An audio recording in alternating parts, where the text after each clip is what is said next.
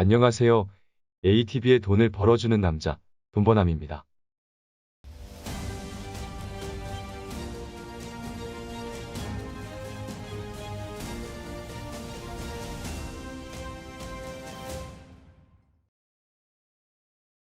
최근 국내 하드웨어와 또 소프트웨어 업체들이 연합해서 이 대규모 IPFS, 파일코인 IDC를 건설하겠다는 야심찬 포부를 알리면서 투자자들을 모집하고 있잖아요.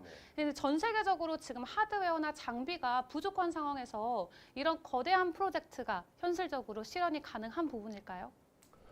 IDC를 구축하겠다는 계획은 누가 보더라도 훌륭해 보입니다.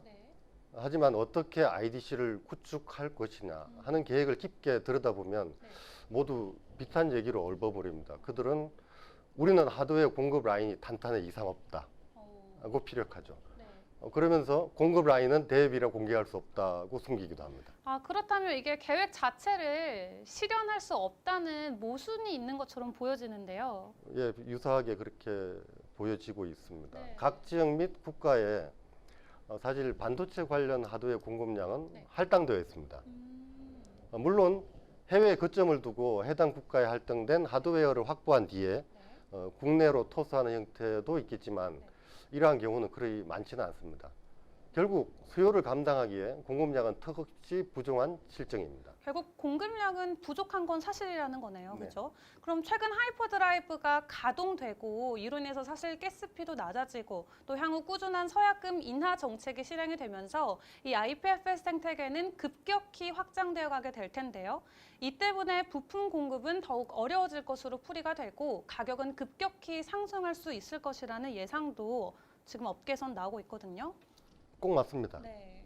일각에서는 신설되는 IDC에 샘플링으로 보여줄 수 있는 서버만을 구축한 채 부피와 용량을 과장해서 투자를 받는 벤칭 마케팅도 탄생하고 있습니다. 투자자분들은 각별히 유의할 필요가 있을 것 같습니다. 결국 거창한 계획을 믿기보다는 최소한 IDC 내부에 보유한 하드디스크 용량만이라도 체크해 보는 것이 손실 없는 올바른 투자 선택의 지름길일 것입니다. 네, 또 짚고 넘어가야 될 부분이 지난달에도 중국에서 암호화폐 채굴을 전면 금지하겠다, 또 이런 강력한 규제안을 내놨죠. 중국 규제 당국이 내린 가상화폐 철퇴가 비트코인과 이더리움뿐만 아니라 또 파일코인을 필두로 전체 가상화폐 시장을 흔들고 있는데요. 향후 가상화폐 시장의 흐름과 전망 어떻게 보실까요? 일부 무책임한 글로벌 기업 CEO의 편복 지역과 함께 가상화폐 생태계에 대한 부정적인 시각을 가진 일부 금융가들의 잘못된 해석과 과장된 악재설 등이 도화선이 됐다고 할 수 있습니다. 여기에 중국 규제 당국이 내린 가상화폐 시장의 엄중한 규제 소식이 지난 2018년 가상화폐 시장의 악몽을 떠올리며 논란의 대상이 된 거죠. 그렇다면 결국에는 이 중국 당국의 규제가 근본적인 원인은 아니라는 뜻일까요? 네.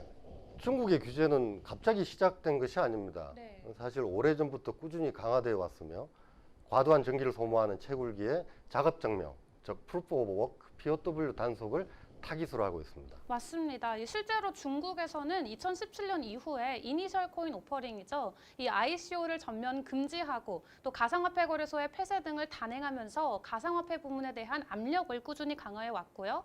그리고 또 2019년 4월 8일 국가발전개혁위원회가 발표한 산업 리스트 개정판에서는 이 당국의 금지를 원하는 450건이 넘는 활동들이 나열되었고 그중에는 비트코인을 포함한 가상화폐 마이닝이 추가되면서 가상화폐와 관련된 모든 행위가 불법적으로 간주되기 시작했습니다. 맞습니다. 그리고 최근 중국 규제 당국이 내린 조치를 심도 있게 한번 들여다보면 비트코인이 아무리 인기가 있더라도 치명적인 결함이 있고 실용적인 응용 프로그램이 없으며 많은 에너지를 소비한다. 그리고 비트코인을 1년 동안 채굴하는 데 필요한 전기가 일부 선진국보다 더 많다. 이러한 내용과 함께 이전 네이먼고에서 고에너지 비트코인 채굴을 금지했던 것과 관련된 몇 가지 조치를 취했다라고 발표됐습니다. 가상화폐 시장에서는 이 같은 세부 내용은 사실상 배제된 채 테슬라 CEO 일론 머스크의 말장난과 함께 중국 규제 당국의 철퇴가 가세했다는 내용만이 전달되면서 전 세계 투자자들을 공황에 빠뜨린 셈입니다. 네, 그리고 사실 이게 단기적으로 봤을 때 중국발 악재가 저희 입장에서는 이게 굉장한 악재로 작용될 수 있지만 또 장기적으로 봤을 때는 호재로 보는 업계 분석가들도 많이 계신 것 같아요.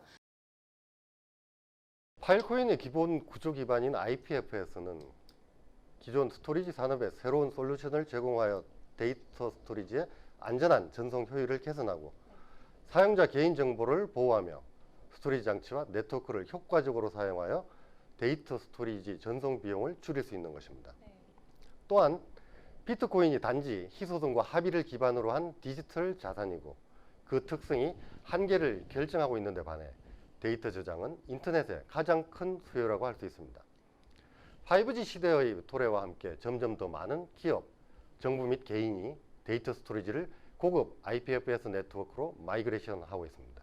향후 IPFS 파일코인은 글로벌 피플스 클라우드 네트워크와 같은 IPFS 분산 저장 기술을 사용하는 기업을 포함하여 대중에게 더 쉽게 수용될 것이며 더 빠른 구현을 달성할 것은 자명합니다.